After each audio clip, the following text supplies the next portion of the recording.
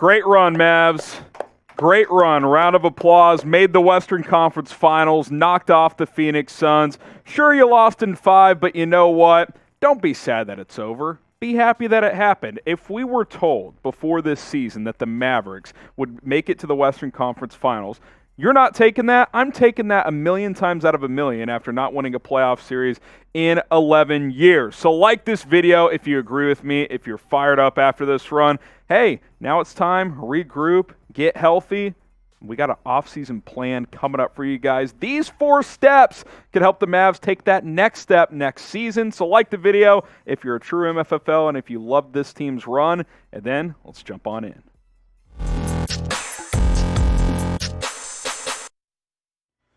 You're watching Mavericks Today by Chat Sports. I am Harrison Graham, and the season may be over, but the future is upon us. As long as Luka Doncic is here, this team will have chances. So now our attention shifts to the offseason. So we've got a perfect offseason plan cooked up for you after the Mavericks made it to the Western Conference Finals. Like we mentioned, first time the Mavs have advanced past the first round since the championship season in 2011. Dallas has the 26th pick in the NBA draft coming up, so stay tuned for that. Team needs, pretty clear you need a big. I think that's very obvious. You could add some depth. And I think you could use another wing as well. Maybe you've already got that on your roster in Tim Hardaway Jr. We'll explore some of those things coming up in our perfect offseason plan. So let's go step by step here. Number 1, you got to get a center that can play. I'm not going to sit here and say you got to trade for Rudy Gobert and bring in a max contract guy. I'm not saying that. I'm saying Dwight Powell cannot be starting playoff games next year. I'm saying that Maxi Kleber can't play 32 minutes per game. My producer Sam will disagree with me. I think Kleber is your backup big. If it's like 15 minutes a game, that's fine because he spaces the floor. He's hot and cold from 3. We know that, but he's a versatile defender. You just can't ask him to play 30, 32 minutes. That clearly caught up to him by that Warriors series. He's a backup for a reason. Bertans, he's a scorer. He doesn't do anything else but shoot. Marjanovic, hey, re-sign him. Him and Luka Doncic can have beers after games, but that's it. You don't have a starting center on your roster. Now, producer Coop wanted to bring up, is Rudy Gobert the answer? Like I mentioned, I don't think you necessarily need to go that route, but you do need to be able to rebound. You do need to have some better rim protection than you've had, although Kleber's pretty decent at that. The rebounding's been atrocious, though. I mean, how many second-chance points in that closeout Game 5 where the Mavs made that crazy run to give themselves a chance, and then Looney's just killing them on the boards. Powell and Kleber don't rebound.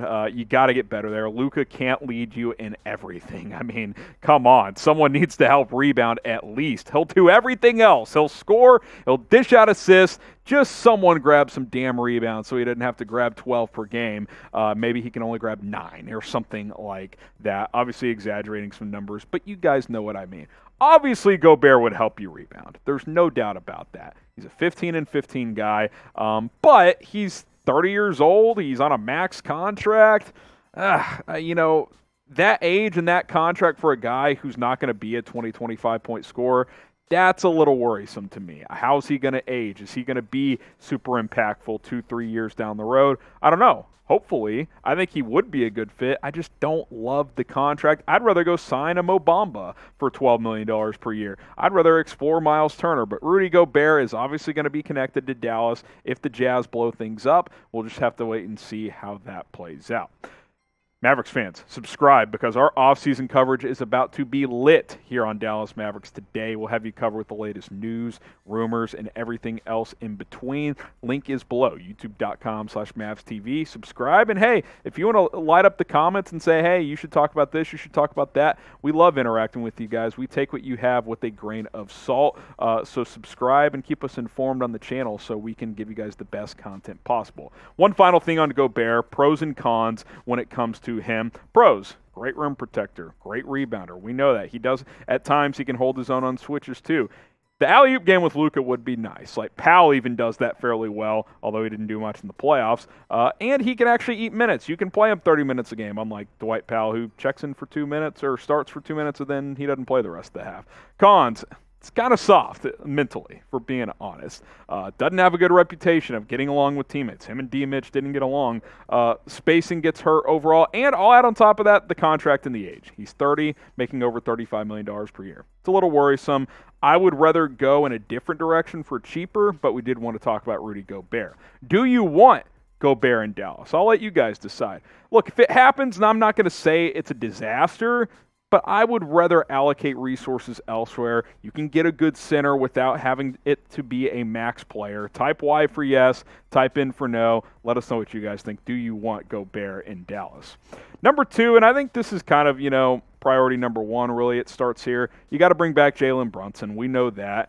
He established himself as, I won't say a star, but a very, very good player. Not only in the season, but in the playoffs, he was even better. I mean, this is what a breakout year looks like. A guy who has his best year of his career and then elevates in the playoffs. For him to carry the burden while Doncic was out in that Utah series for the first 3 games, it was critical. We probably don't get this far into the postseason without his 41-point performance in Game 2 against Utah, without him averaging 28 in that series. He was fantastic. He was good in the regular season at 16 a game. He showed in the playoffs he can be a 20-point scorer consistently in this league. I don't know if he's a true number 2, but he's a guy you got to bring back. It's as simple as that. I expect him to be back, and they've got their bird right, so they can go beyond the salary cap to do just that. And I think that reason alone is reason enough for it to be a priority. It's not like if you let him walk for $20 million, then you get $20 million, because the way they're at in the cap, that's not how it works. You don't get that money. It's additional money to get into the luxury tax because you have his bird right. So letting him go makes no sense unless he just comes to you and says, I don't want to be here. I want to be a starting point guard and I don't want to play second fiddle to Luka. Well, he's got that right because he's an unrestricted free agent. But I think he played fine with Luka in the playoffs, and I think they're going to bring him back. I think Cuban wants him back. I think this will end up working itself out. It's going to be a lot of money, but you got to pay up because Brunson just had a big playoff run. Before we get to our next part of the perfect offseason plan from yours truly, get going with our sportsbook partner, BetUS. You got some extra money laying around, go bet on Game 6 of the Eastern Conference Finals tonight. Go bet on the NBA Finals once that gets started as well. But first, you got to create an account today. Chatsports.com/MFFL. Promo code is MFFL. That'll get you that 125% deposit bonus, a.k.a. extra money to gamble with. Here are the odds for Game 6 tonight. I was a little surprised. Celtics 8.5-point favorites, over-under at just over 200. That is not surprising with the inability from Miami to score in the last 2 or 3 games. So if you're feeling good about this line or this over-under, get going with BetUS, chatsports.com/MFFL. Use the promo code MFFL to get that deposit bonus. Key number 3, acquire a scoring wing that can also defend, or really just a wing that can eat minutes at all, because Reggie Bullock and Dorian Finney-Smith were top 2 in the playoffs in minutes played this year, at least up to this point. I'm sure one of the players in the finals teams will surpass that eventually, but they played each over 650 minutes, I believe. That's just too much to ask. Now, the answer to this might simply just be, Tim Hardaway's healthy next year, and you've got 3 reliable wings, THJ, Dorian Finney-Smith, Reggie Bullock. Finney-Smith and Bullock, those 3-and-D guys. And then Hardaway, who's a three-point shooter as well, but also can create a little bit. Not quite the defender of those 2 guys, but you can stagger the minutes more. Had Hardaway been healthy, Bullock and Finney-Smith maybe could have gotten away with playing, 34 to 38 minutes per game instead of 40-plus every single night just about. Hardaway wasn't having his best year this year, but he had a great playoff run last year. We know he can space the floor and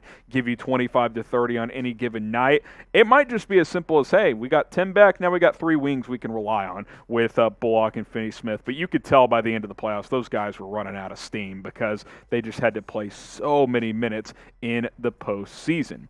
Now, if you were the Mavs GM, what is a move you would make? Maybe you would trade Tim Hardaway and try to go get a different wing. Maybe you would go trade for Gobert. Maybe you would sign a Mo Bamba or try to go after DeAndre Ayton. I want to hear from you guys. You're in charge. What would you do if you were Nico Harrison this offseason?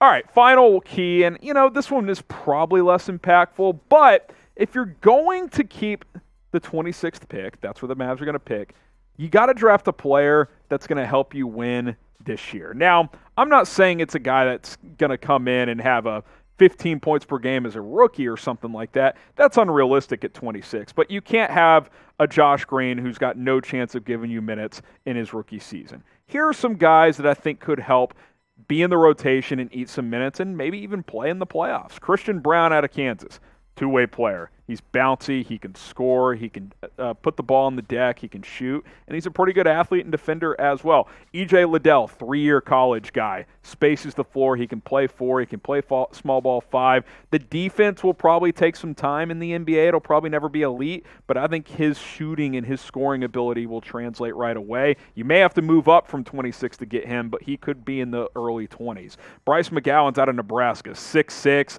good athlete. He needs to put on some weight, but he can handle, he can score. I think he could be a rotation guy off the bench potentially as a rookie. Trevor Keels out of Duke, really good athlete, good shooter. I like his upside. He might be a little more of a project to some of these other guys, but I don't think it's Josh Green level. His offensive game is much better. And then Kendall Brown out of Baylor, who still developing as a shooter, but he's a premier athlete, good defender. That would translate right away. So that's another guy I would be interested in. The goal at pick 26, if you keep it, is to find someone who can contribute from day one.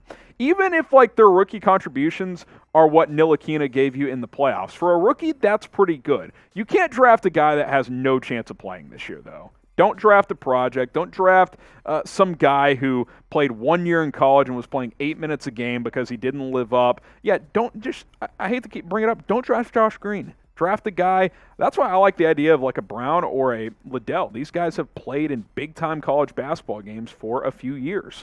I think one of those guys would be really, really impactful for this team. Look at what Desmond Bane did for the Grizzlies this year. He played a lot as a rookie too, guys. He was playing 25 minutes a game, and he shot 42% from 3. I'm not saying he's in this draft. I'm just saying you can find guys if you do good scouting and understand what you're looking for. So I'll be curious what Nico Harrison does in his first draft as this team's GM. What should the Mavs do with the number 26 pick? Maybe you think they should trade it on draft night. Type T for trade, type K for keep. Now remember, if they do trade it, it has to be a draft night trade because of the Porzingis trade with the first round pick gone next year. You can't trade it before then, but that could be an option. T for trade, K for keep, and we'll see you next time here on the channel.